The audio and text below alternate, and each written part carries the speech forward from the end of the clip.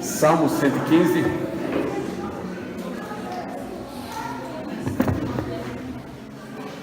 Leiamos novamente juntos. Vamos lá. Salmo 115. Vamos ler juntos.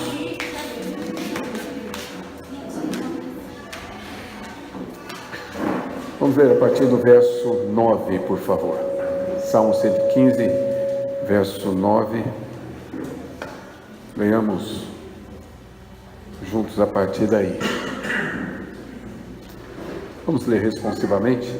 Diz assim: Israel confia no Senhor, Ele é seu amparo e o seu escudo.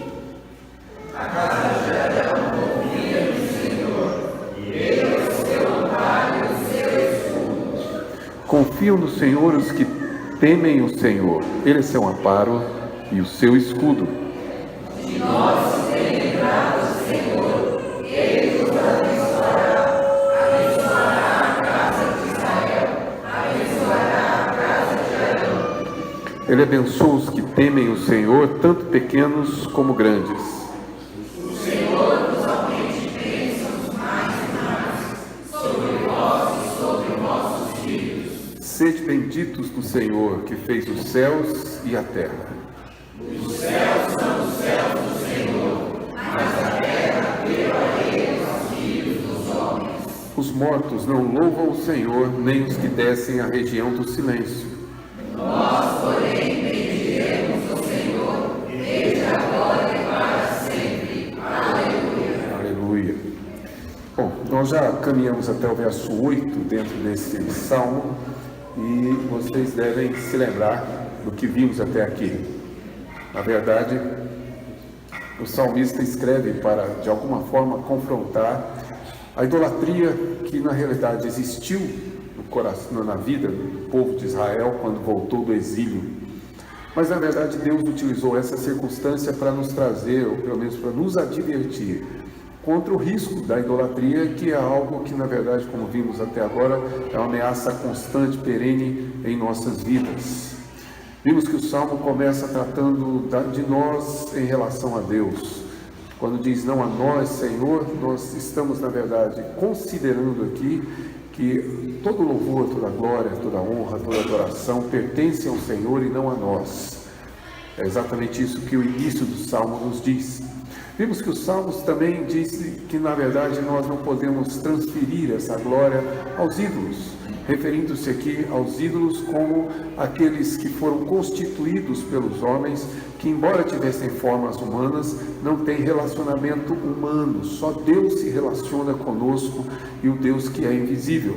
E vimos hoje pela manhã que na realidade o juízo de Deus trazido sobre aqueles que o adoram é na verdade uma advertência muito grande da parte de Deus. A partir daqui, o Salmo faz claramente uma distinção, não entre Deus e os ídolos, mas entre aqueles que adoram a Deus, temem a Deus, é a palavra mais usada, do que daqueles que, na verdade, não temem, ou daqueles que, na verdade, adoram os ídolos. Ele faz essa distinção. Já falou do que ocorre com aqueles que, na verdade, adoram os ídolos, verso 8. O restante do Salmo, ele fala exatamente do que opera no coração daqueles que temem ao Senhor. E que na realidade faz um contraponto em relação a essa própria idolatria, digamos assim. E é por isso que nós temos esses três, digamos, essas três palavras escritas aqui abaixo. Se você puder observar, no Salmo 115, do verso 9 ao verso de número 11, a palavra-chave aqui é o verbo confiar. Ele vai dizer no verso 9 que Israel confia, no verso 10 que a casa de Arão confia, e no verso 11 que confiam no Senhor aqueles que temem o Senhor. Portanto, está tratando nessa parte de confiança. Logo depois, ele diz que Deus nos abençoará.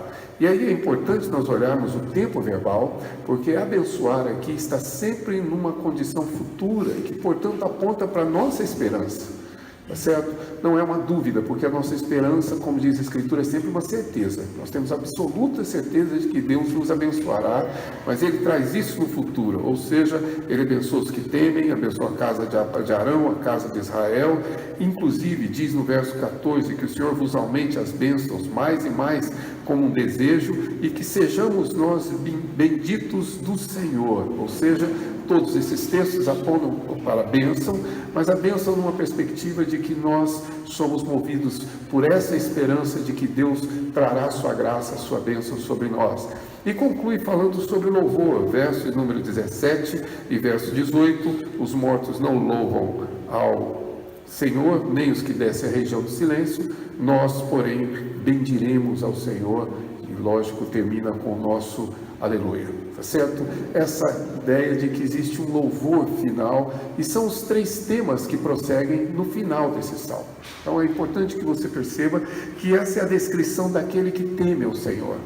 Quem ama o Senhor, quem teme ao Senhor, ele na verdade usufrui exatamente destes aspectos. A proposta é que olhemos para a ideia da confiança agora à noite, que tem que ser mais curto, antes que eu perca vocês, tá certo? Então, tem que ser um pouquinho mais curto, mas também que amanhã cedo nós concluamos com as 2 outras partes e encerremos assim o Salmo 115. Então, vamos começar a pensar nessa condição. Primeiro, perceba que há um estilo de escrita aqui do salmista. Tá?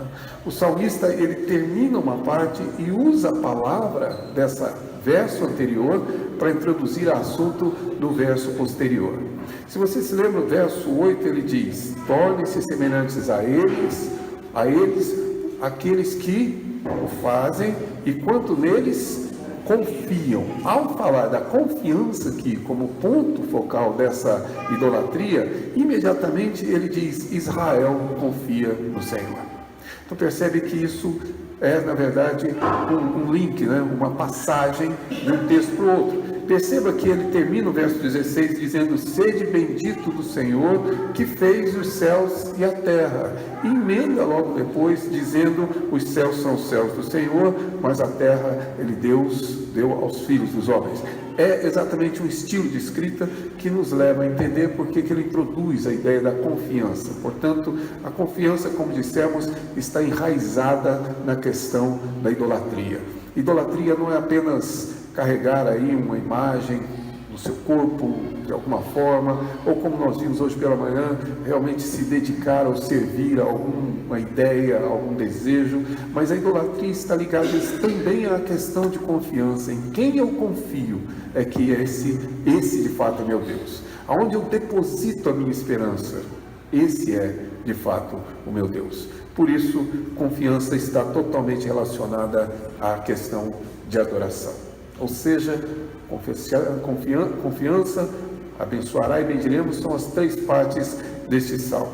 A ênfase na confiança, porque, como já disse, a idolatria, em essência, é uma questão de confiança. É mais do que cerimônias, mais do que ritos, mas aquilo que realmente aonde nós depositamos, de fato, a nossa segurança. Esse ponto é que define a nossa confissão e a nossa fé. Parte da influência, de fato, idólatra que temos é transformar a ideia de adoração a Deus a mera cerimônia, a mero rito.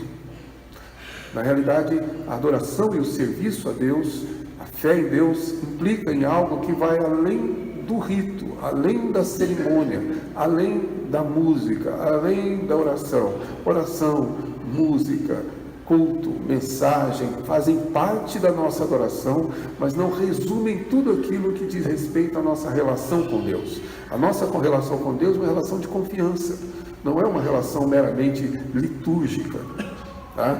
Não é uma relação meramente cerimonial, mas é uma relação de confiança.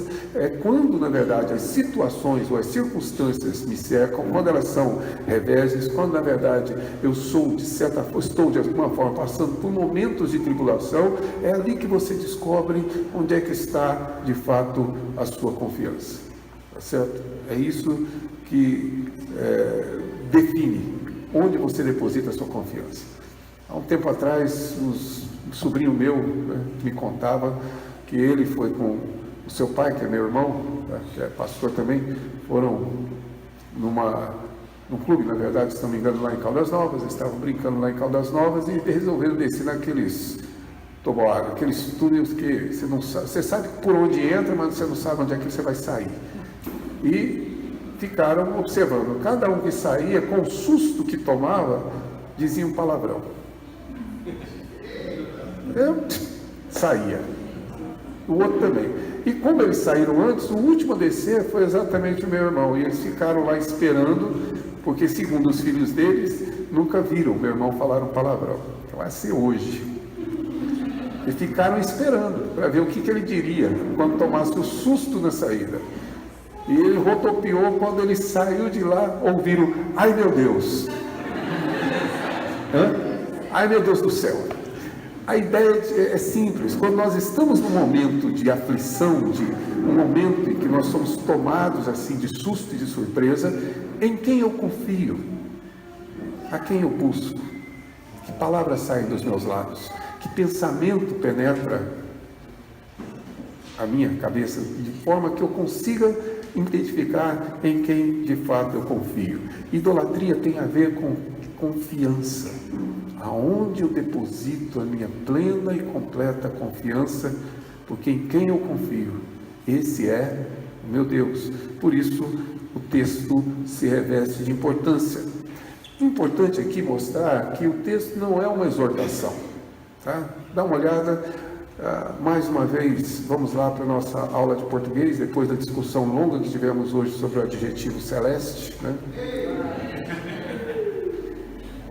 Para não entrar em detalhes, mas de qualquer maneira, olhando para o verbo não está no imperativo, portanto não é uma exortação. O salmista não diz: confiai, tá? No Senhor.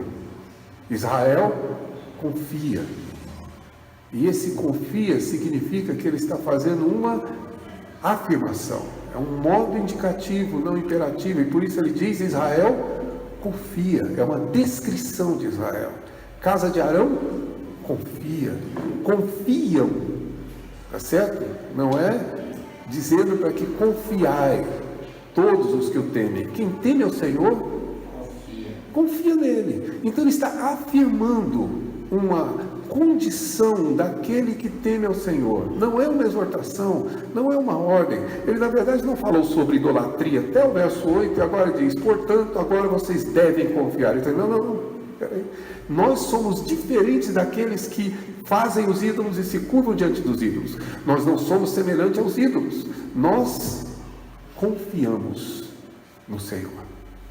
É essa a afirmação que ele faz. Não somente Israel, mas a casa de Arão, que é uma forma de descrever exatamente a linha sacerdotal, e todos os que temem, ou seja, qualquer um que realmente creia e confesse a Deus. Qual é a marca, qual é o caráter, qual é na verdade o fato que nos identifica como pessoas que creem e que confessam esse Deus? Porque nós confiamos nele, tá certo?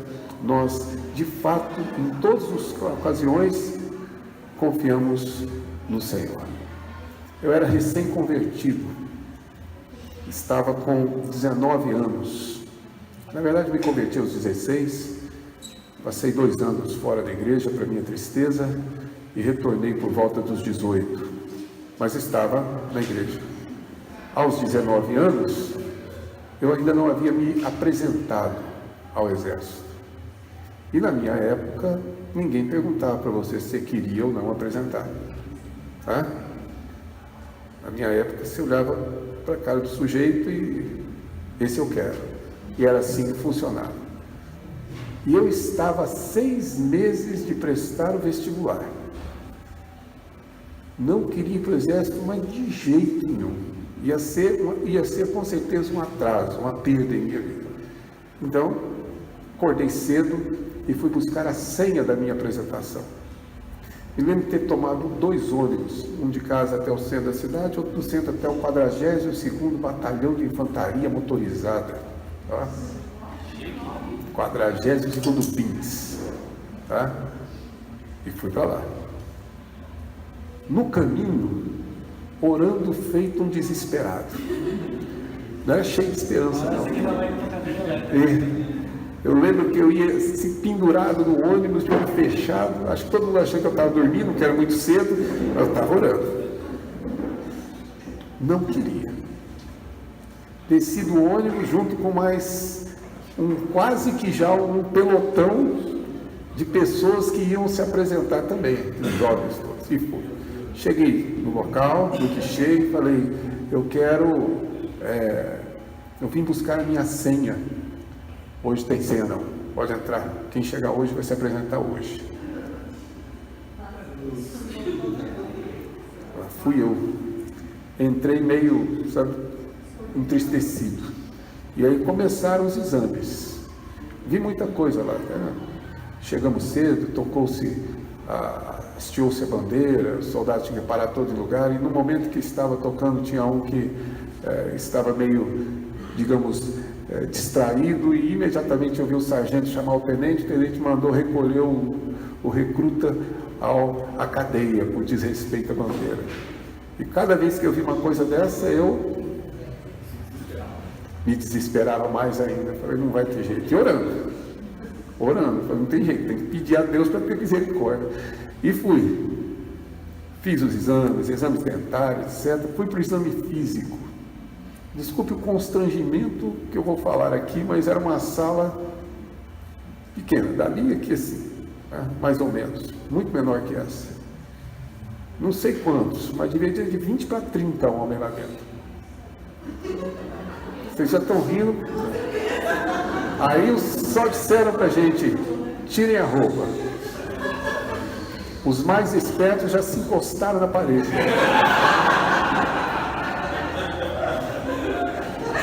Eu não tive tempo, fiquei no meio.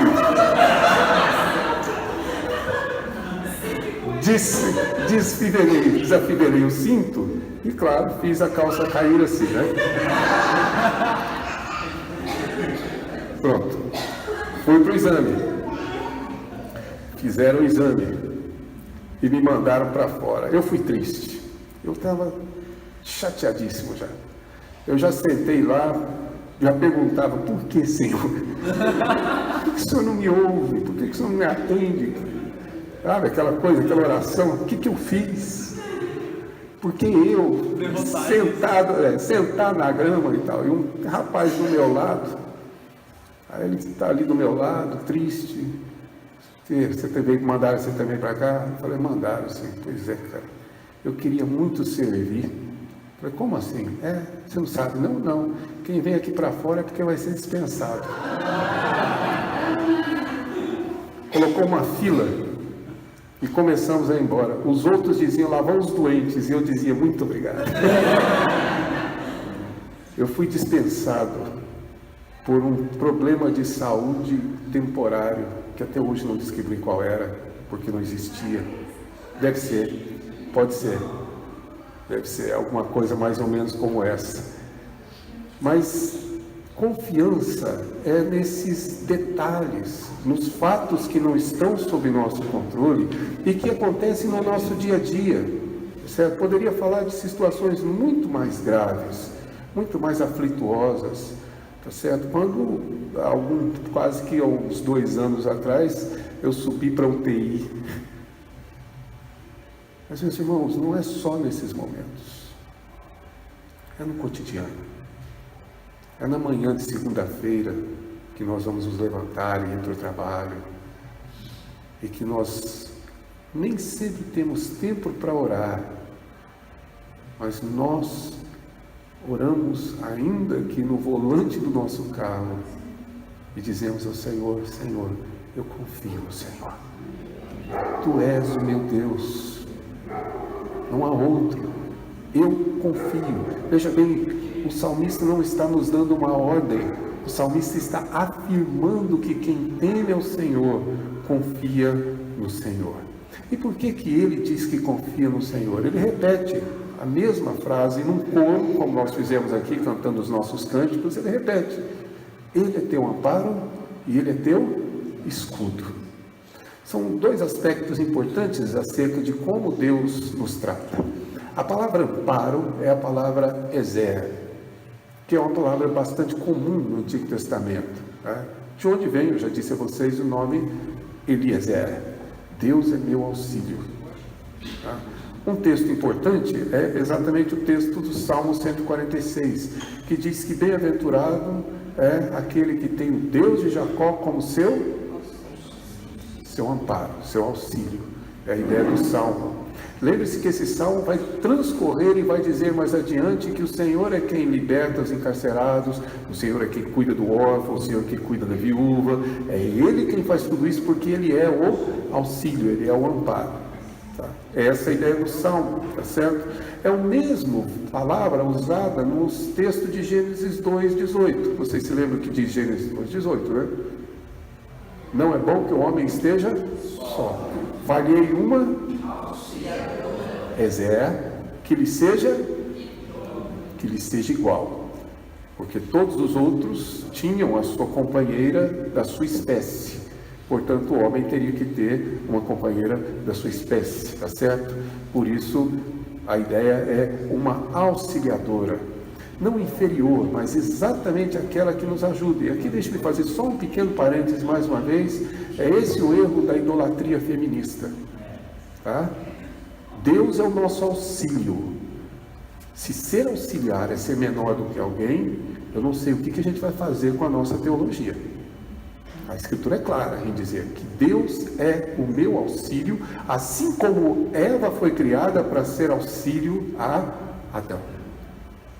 Sem qualquer grau de inferioridade. Tá?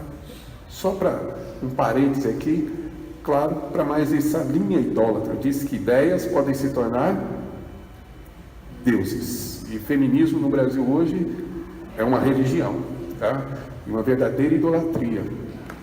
Chega a certos absurdos que não vamos comentar, mas de qualquer forma a ideia é exatamente essa. Ou seja, Deus é o meu auxílio. A ideia de que Ele atua a meu favor. Quem pode de fato me socorrer, quem pode me amparar é o Senhor. E é com essa confiança que eu existo. E aí ele contrasta isso com outro aspecto. Ou seja, Deus é o meu escudo. Escudo é a arma de defesa. É Ele que me protege. Ou seja, Deus como meu auxílio, Ele atua a meu favor. Deus como escudo, Ele atua contra aqueles que são contrários a mim. Vocês percebem, mas os dois aspectos estão presentes. Ele me protege e Ele me auxilia. É Ele quem me guarda dos meus inimigos, etc. Que, aliás, mais uma vez, Deus não tem olhos, Deus não é um ser humano, mas a linguagem bíblica descreve assim para que nós possamos entender. E um belíssimo salmo nos ensina que Deus não dorme. O guarda de Israel, exatamente, o tempo todo, porque nos vigia, nos guarda e nos ampara. Essa é a ideia, ou seja, é uma arma de defesa que indica o contexto exatamente daquele período, em que, na verdade, todos os exemplos, ou vários exemplos, só poderiam ser dessa natureza, de batalha, de guerra. Hoje em dia nem tanto, mas naquela época nós não tínhamos senão armas de batalha que eram de mãos, tá certo? A espada, né, que o Mateus estava usando ontem à noite, certos tipos de armas que eram usadas, não havia arma de longa distância praticamente. As lutas se davam muito corpo a corpo, e por isso o escudo é exatamente o elemento principal de defesa nessa batalha. A descrição de Deus como escudo é contínua. Deus, em Gênesis 15:1, diz que, na verdade, Ele é o escudo de Abraão. Quando Abraão necessitou, foi exatamente Deus quem o protegeu. Deuteronômio 33:29, Deus é esse escudo. Salmo 144:2, Deus é nosso escudo. É aquele que de fato nos protege. Então, essa é a razão porque confiamos nele, porque ele é nosso auxílio e porque ele é o nosso escudo. Contei, acho que foi ontem, só pode ter sido ontem, não tinha que acontecer outro dia, aqui no acampamento. mas falei sobre aquela experiência, né? Não tão minha, muito mais dos meus pais, quando eu estive desenganado na infância. Há alguns anos atrás, o meu irmão, que vem depois de mim, casou-se e foi trabalhar com seu sogro. E ele foi trabalhar na região, se eu não me engano, do Amapá, 300 quilômetros da fronteira, trabalhando numa área de mineração. Sozinho ele e o sogro dele naquele fim de mundo, e perdido no meio da floresta amazônica. E esse irmão meu, trabalhando lá, contraiu malária. E foi trazido para a capital, se eu não me engano, Boa Vista, para poder fazer o tratamento. Malária se trata com quinino, que é quase que um veneno para o fígado, tá certo? O mesmo quinino que faz a água tônica, só que em doses bem pequenininhas, então não tem perigo. Mas é exatamente o remédio que trata a malária. E ele começou a tomar. Malária dá febre em horas exatas, todos os dias. E em geral, a pessoa perde a consciência. É um mecanismo de defesa do organismo para que a pessoa, na verdade, não tenha um trauma, porque as febres são altas. E ele então apagava, olho vidrado, mas inconsciente. Foram dias de tratamento. E nós aqui, desesperados, porque o quadro dele se agravava. Se agravou tanto que os médicos tomaram uma decisão. Nós temos que dar uma dose muito forte de quinino, para ver se há alguma reação do organismo dele. O médico, inclusive, comentou, dizendo, mas ele pode morrer exatamente da medicação. Fala, se ele não morrer da medicação, ele vai morrer da doença. Só existia uma coisa que podíamos fazer a essa distância: orar. E buscar o Deus que confiamos para que Ele pudesse proteger. Eu me lembro da noite em que eu passei ajoelhado, orando, intercedendo e pedindo a Deus pela vida do meu irmão. Ele voltou depois de alguns meses, e aí ele nos contou que ele esteve de fato em coma durante esse período, e que trocavam sua medicação regularmente. E ele não conseguia reagir, mas ele conseguia ouvir o que as pessoas diziam. Que ele ouviu inclusive as enfermeiras dizendo que mandaram trocar a medicação desse rapaz, mas não sei por que ele não passa de hoje. Eram os comentários que ele ouvia enquanto tomava a medicação. Eu perguntei, mas Neber, o que você fazia? Nada. Eu não conseguia mexer, eu queria avisar que eu estava ali, mas não conseguia. Um desespero. Mas o que você fez? Nada, eu só me lembrava de vocês. Olha que coisa boa.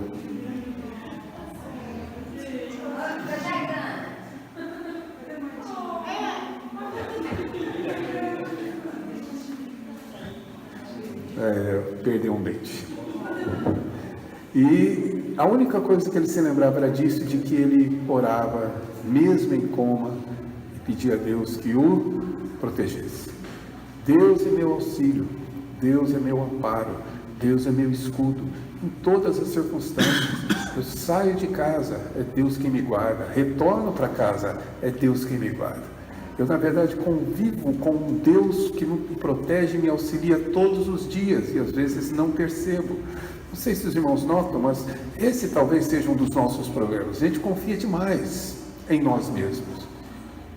Nós confiamos demais na nossa capacidade. A gente sai de casa e diz, hoje eu vou resolver aqueles problemas. Se você é como eu, você volta com outros maiores do que você saiu com eles.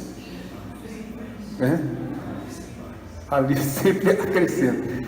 Você acha que resolve, você acha que consegue, você acha que está em sua mão, você acha que tem poder, você acha que de alguma maneira qualquer ação que você tomar está sob seu domínio, e na realidade não está. Tudo pertence, tudo está nas mãos de um Deus que tem cuidado de nós e que na verdade é o nosso auxílio, e sem Ele nada do que fazemos poderia ser feito. Por isso, idolatria tem a ver com confiança.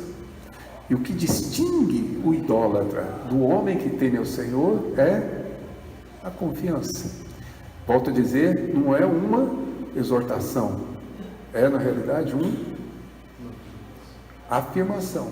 Ou seja, claro que ele está afirmando que os que o temem, na verdade, temem porque confiam no Senhor. Em conclusão, a pergunta é simples: em quem nós depositamos essa confiança? Em quem depositamos a confiança? Esse é o nosso Deus. Em resumo, o salmista deixa de falar dos ídolos, fala daqueles que fazem e adoram os ídolos, e agora ele fala daqueles que adoram a Deus. E a diferença está em nossa confiança, não nos nossos usos e costumes. Cuidado, tá? O fato de eu não praticar ou não fazer algumas coisas não significa que eu esteja livre da idolatria. Não está ligado particularmente à minha forma litúrgica de adorar. Porque algumas pessoas pensam que é assim, que adoram e temem ao Senhor porque é o jeito que de fato adoram, forma para ele essa ideia. Não propriamente na sinceridade do meu coração, embora devamos ser honestos e sinceros, mas basicamente em quem eu cotidianamente confio, em quem na verdade eu deposito a minha confiança. É aí que está a diferença. Davi escreve o Salmo e diz exatamente sobre isso. Ele confirma: e eu, Senhor, em que espero? A minha esperança é o Senhor. A minha confiança está depositada ali, em nada mais. Essa é a identificação. E por isso Israel, a casa de Arão, que teme o Senhor, confia no Senhor, é uma afirmação que demonstra a diferença daqueles que temem a Deus e não apenas aqueles que afirmam ou declaram fazê-lo. Ou seja, é isso que na verdade nos identifica. Como vencer a minha idolatria?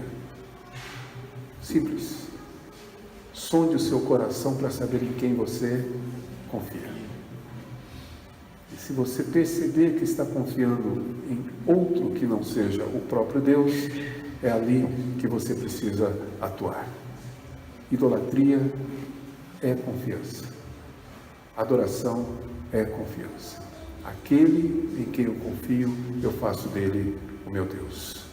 Essa é a razão porque o salmista introduz. Ele vai falar da esperança, vai falar do louvor, que são aspectos que nos distinguem daqueles que adoram os ídolos ou dos idólatras.